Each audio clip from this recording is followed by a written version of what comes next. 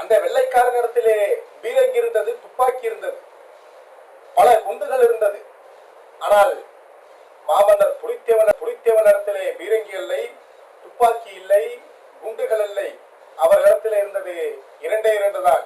மாபெரும் துணிச்சலும் மாபெரும் வீரமும், தமிழனுக்கே கூடிய வீரமும் விவேகமும் தான். 17 ஆண்டு காலமாக போரிட்டும் 13 முறை போரிட்டும் திருநெல்வேலி மண்ணிலே நெற்கட்டான் செவ்வலை துரோகத்தால் தான் வீழ்த்த முடிந்தது. வீரத்தால் அவர் அந்த கோட்டையினுடைய மண்ணை கூட அள்ள முடியாததான் அந்த வரலாறு. இப்படிப்பட்ட வீர வரலாறு எல்லாம் நமது தமிழினத்திற்கு மட்டுமே இருக்கிறது.